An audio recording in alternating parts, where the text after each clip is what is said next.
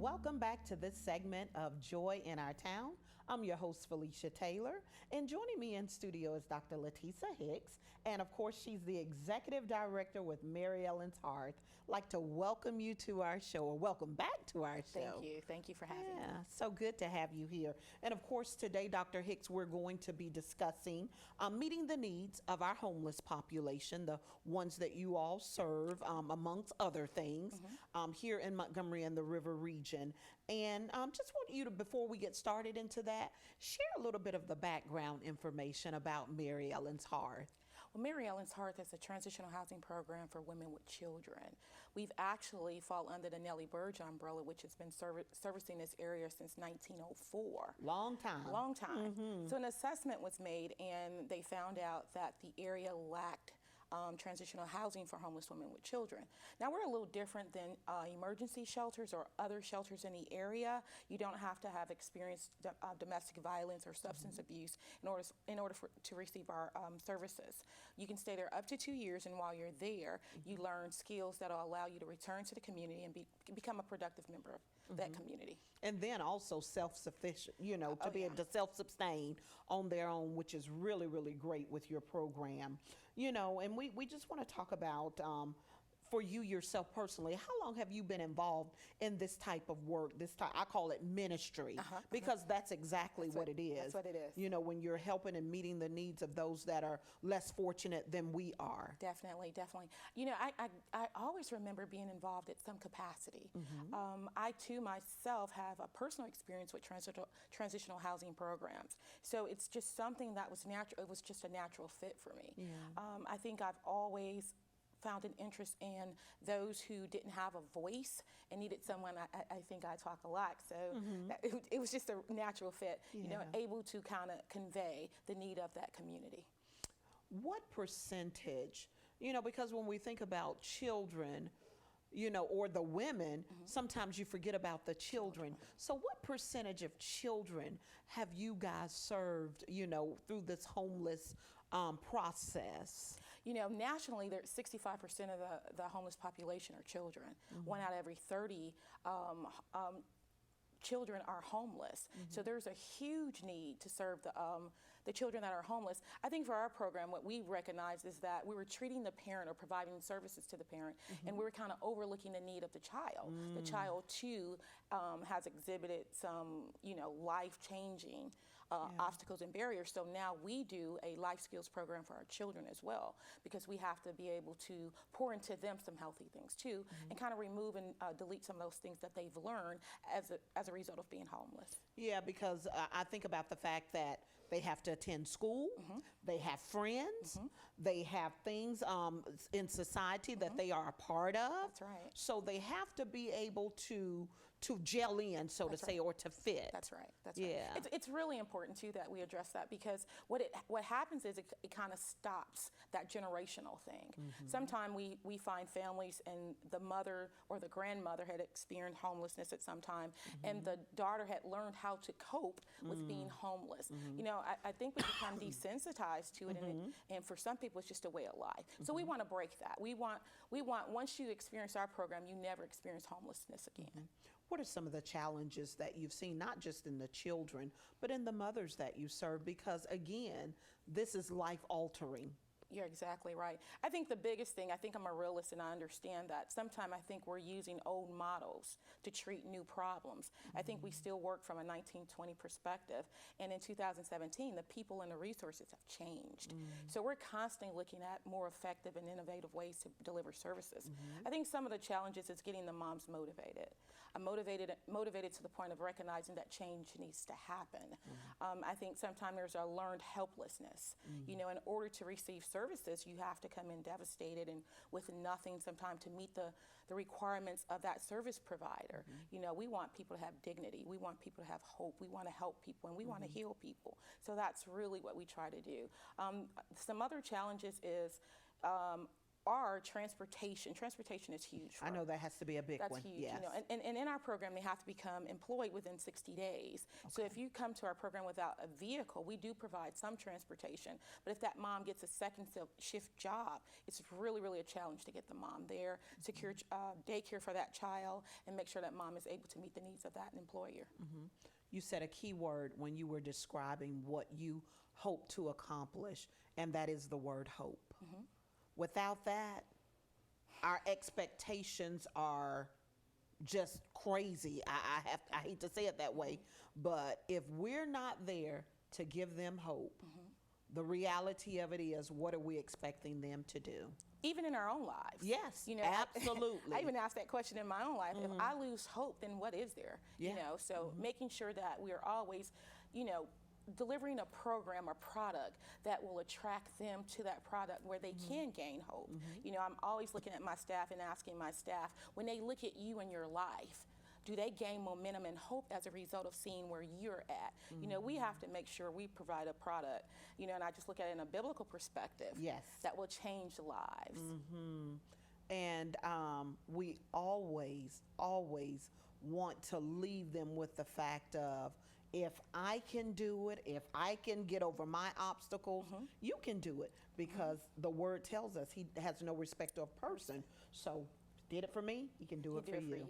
Yeah. And just getting the women, I think a lot of times we have to get the women to not revert back. You know, change is kind of scary sometimes. It is. You know, it's the unknown. You know, I think a lot of time they deal with, you know, what if I get there and I can't handle it?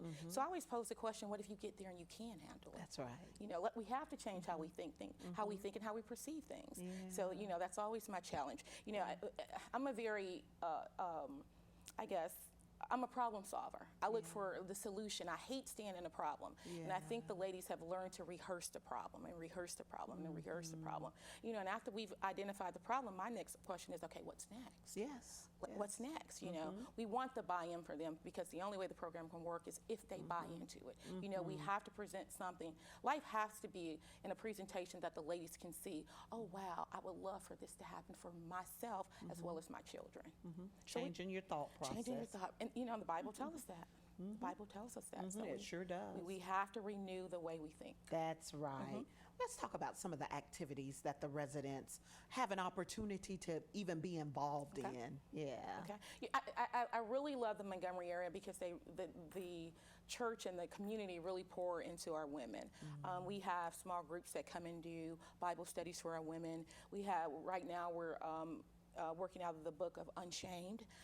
So, you know, we have women that come over and host birthday parties. And we had a group, the Model United Nation, which is a young group from Alabama State, just last week. Okay. And they came over and they did this huge activity for our children. They painted their nails. They had obstacles courses for them. They did art projects. So we're blessed to have our community just so involved with the project there at Mary Ellen's Hearth. Very good, because that's the whole thing, that whole spiritual piece, where we get that community involved. You know, we are our brother's keeper, so to say. That's right. So that is excellent. And speaking of spiritual, having the churches involved, having community organizations involved, what do you guys do in-house to keep that spiritual enhancement going? We try to look at it from a real home simulation. So we have a prayer room. The moms are able to access our prayer room. We have Bible studies. We have religious literature throughout the building, not only for our moms, but for our children as well. Very good, yes. We have churches that come over and they conduct, again, small group studies. We go out in the community and attend church services. So we try to make sure we incorporate that in everything we do. You know, we're founded on Christian love and values, so we want to make sure that is tapestry through our entire program. Very good. And that key word again, I love hope, and the word love.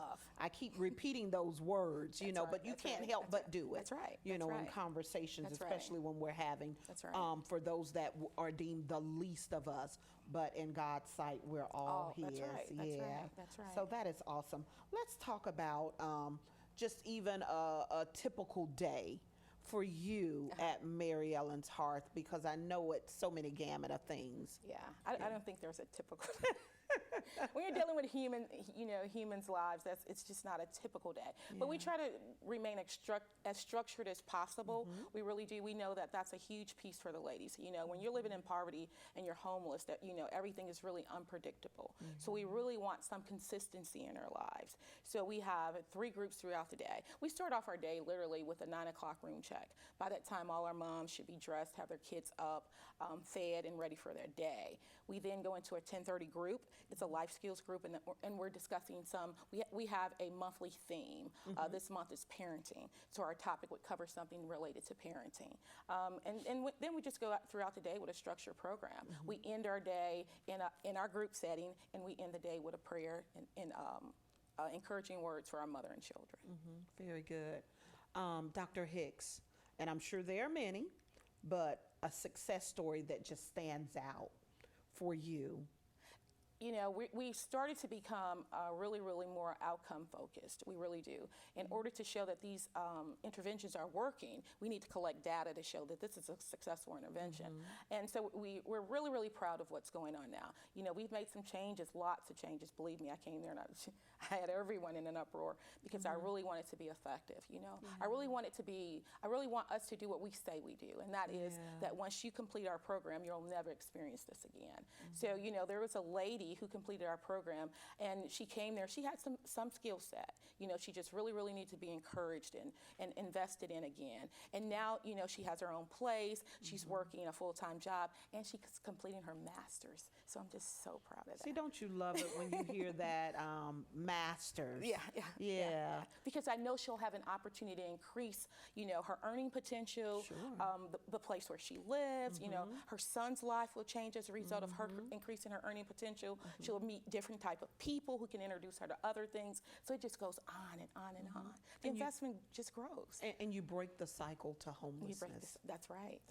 That's right. Because the son will have accessibility to other things that if they were homeless, they wouldn't have accessibility to. Right. That is awesome. That's great. I do know, like you said, Nellie Burge has been around a long time, and you shared earlier that most of the people that come through the program, they are in there for about 2 years. They can live up to 2 years. We're seeing an average stay now a little over a year. And I think that's because most of the moms we receive now, they're already employed. So, that cuts off 6 months of your time just looking for a job sometime. So, yeah, we're seeing an average stay around a little over a year. That is excellent. And so to become a homeowner or even have an apartment, your own place, so to say, going from homelessness, the job has been completed. Yes, ma'am. Very good. Thank you so much, Dr. Hicks, for being with us. As always, I appreciate it. We really appreciate you. You've done some awesome things within these 2 years, so we thank you so much. More to do. There's more to do. Yes, very good. Thank you for being with us. And thank you all for joining us on this segment of Joy in Our Town. You join us again next time with more of Joy in Our Town.